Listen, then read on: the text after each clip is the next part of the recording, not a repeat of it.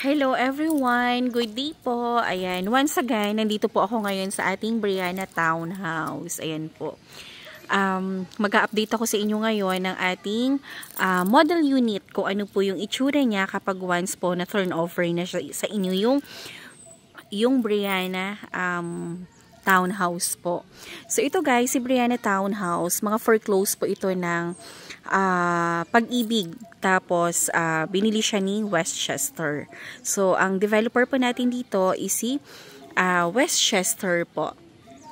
Ayan. Tapos, ang Brianna unit po natin guys is refurbished unit po siya. Pero kapag once turn over siya sa inyo, good as brand new po. And the total contract price po ng ating Brianna Townhouse isa sa 2,450,000. So guys, hindi na kayo lugi sa 2,250,000. Kasi makikita nyo kung gaano po kaganda yung pagka-turnover po sa inyo. Ito guys, itong ating, end unit na yan, nabenta ko na po yan. Yan po yung isa sa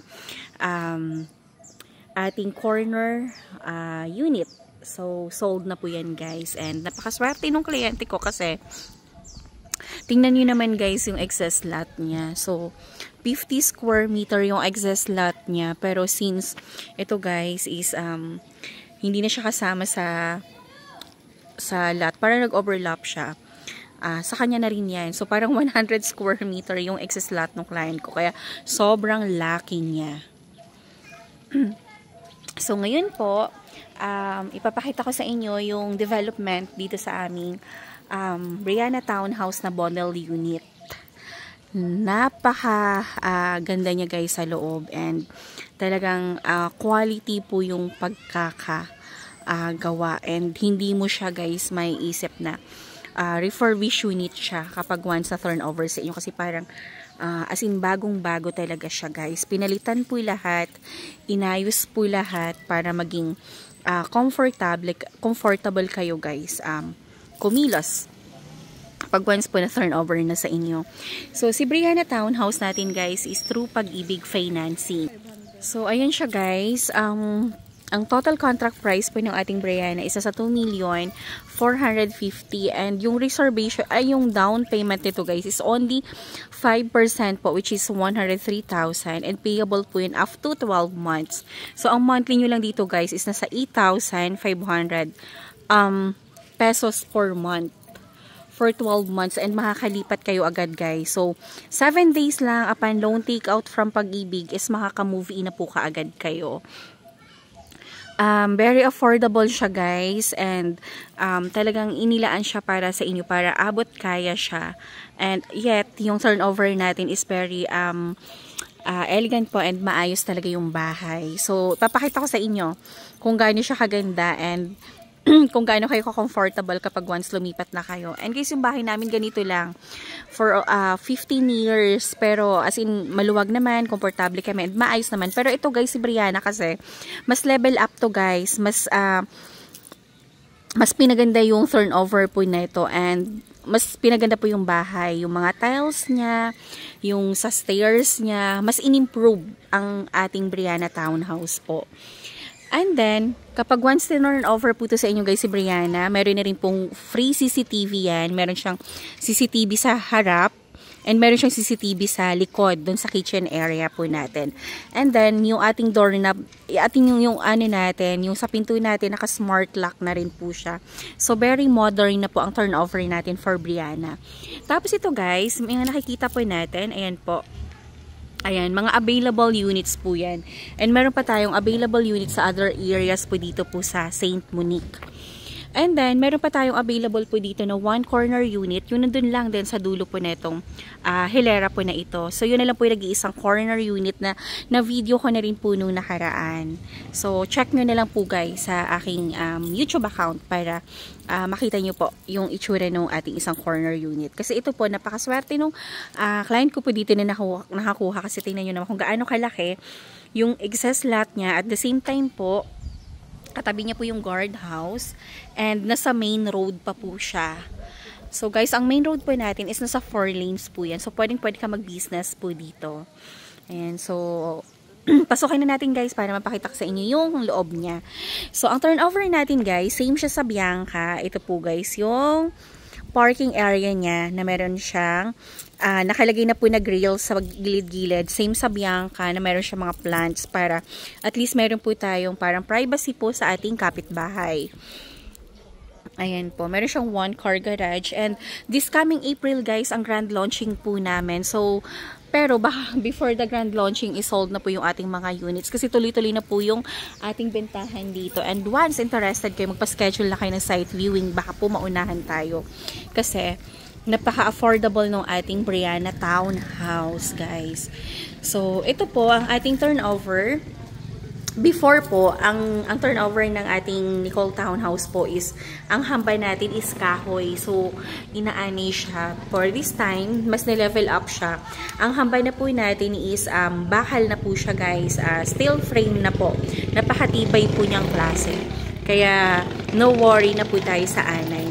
And, ito guys, siguro mga, ano pa lang kasi to 95% finish yung ating model unit. Kaya medyo makalat pa kasi meron pang inaayos. Ako lang talaga to excited mag-video. Para at least ma-update ko rin po yung mga clients ko po na nakabili na, ayan, ito yung mga possible na magiging itsura ng house niya kapag na-turnover na. So, ito guys, yung ating tiles po, naka 60 by 60 na siya. And ganito na rin po yung turnover niya guys. Sobrang aliwalas niya.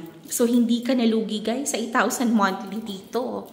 Nako, para ka lang naghulog ng motor. Sobra pa. Mas mahal pa yata yung motor. Ayan siya, guys. Tapos, dito po sa baba, ayan, meron po ditong 1 toilet and bath. And ganito na rin yung turnover niya. Ayan siya. Naka-full na yung ating tiles and yung ating toilet bowl po. Ganyan na rin siya. So, yung magandang klase na siya and level up na rin. Tapos, dito sa likod, guys, ito yung ating laundry area, which is kinonvert siya into kitchen area po. Kasi, pwede tayo maglaba dyan. Depende sa inyo kung ano pong gusto nyo gawin po dito. Pero, sa turnover po is parang ginawa na siyang kitchen area and nakagalito na siya, guys. Ito, lalagyan pa yan ng kisame, hindi pa po yan finish. Ayan. Pag once po na talagang totally 100% finish na ito, guys, i-video ko rin ulit for the update po sa inyo. Para mas lalo nyo siya ma-appreciate. So, dito guys, andyan, meron na pong sink dyan. Ayan siya, naka-tiles na rin. Tapos, meron na rin pong, ayan, drainage. Kapag, halimbawa, may mga basa-basa dito sa kusina, ayan, meron siyang drainage po. Tapos, ito guys, wala na po ditong lababo para at least yung ating living area and yung ating pong dining area is maluwag siya. Mas makakakilos po tayo. Kaya napakaswerte nitong Brianna, guys. Kasi, mas nilevel up siya. So, ngayon, aakitin po natin. Ayan, ito yung hagdan natin dito sa ano. So, may nakalagay siyang, ano kasi, pinipaint na po yung hagdan. Pero, ano natin. Akitin natin. Para mapakita ka sa inyo. Balik na lang natin. Ibabalik na lang natin. So, ayan siya guys. Yung stairs po natin is naka-covered na siya. So, napakaganda niya guys. Tingnan nyo. Wala, hindi nakikita ang kaluluwa ng hagdan po natin. Napakaganda nung ano na ito. Tapos ito guys, ang kahoy na lang po dito is itong hagdan na to. Pero yung ilalim po niyan, kung magkapara pinatong nilang siya, naka-ano po yan, naka-steel frame po. Tapos itong hawakan niya, nung hagdan, ayan, steel din po yan. So, walang anay dito. Yan siya, guys. Nakatin natin. Pero mapakita ko sa inyo. Dito sa taas po, 2 bedrooms po siya. Ayan. So, ito na po yung turnover. So, ito po yung ating master's bedroom. Ayan siya. So, si master's bedroom po, meron na siyang naka-built-in cabinet po. Ayan. So, meron na siyang cabinet siya. And napakalaki ng cabinet, guys. Kasya yung, ano niya, kagamitan nyo dyan. May hawakan yan, hindi pa yun ikakabit. Tapos, yun dito po sa second room po is, ito siya. Ang lawak ng ating second bedroom. Ayan. Ito yung ating second bedroom. And, ito guys, kinaganda. Naka-sliding window na siya. Unlike before, yung parang ano lang siya. Parang tupi-tupi, ganun. Ayan. Tapos, meron na rin siyang mga cabinets. Hindi natin mabubuksan kasi wala siyang hawakan. Ay, may built-in cabinets na din siya. And yung ilaw, ang kinaganda po is naka-pin light na siya. Ayan, hindi siya yung kagaya ng noon na naka-labas yung bumbilya. Diba? Mas pinasosyal na siya, guys. Ayan, so, Diyos ko, saan ka pa? Hindi ka nalugi dito, guys. Diyos ko. Sa 8,000 monthly mo, tapos, pag sa True Pag-ibig financing na is 15,000, hindi ka nalugi dito as in. Diba? Super sulit na to. Meron kayo ng house in lot. Kaya nako, mag-inquire na po kayo kung meron kayong questions or inquiry tungkol po dito sa ating Brianna model po is, ayan, mag-inquire na kayo and magpa-schedule na po kayo ng site viewing para, ayan, maibigay ko po sa inyo yung details po nito. Guys, unahan lang to kasi ilang units lang to, guys. Huwag na kayo magpahuli, Diyos ko. Baka yung susunod na unit, yung susunod na itatayo po mahal na. Kaya habang meron pang affordable na kayang-kaya nyo, game na, avail na kayo, go na talaga, as in. Tapos, ang required income lang po natin dito, guys, is 45,000. Required income na yun, husband and wife na, or kung meron kang partner, pwedeng co-borrowers, ganyan. Pwede. Ayan. So, Diyos ko, super sulit ka na dito. Ayan. Grabe. Grab mo na to, guys, para, ayan, mapapunta po sa inyo tong ating Brianna Townhouse. So, habang meron pa tayo mga available po dito. So, ayan, guys, habang meron pa tayo dito available dito sa kinatatayuan ko, mag-inquire na kayo and magpa-schedule na kayo ng site viewing, guys. Grab nyo na po ito.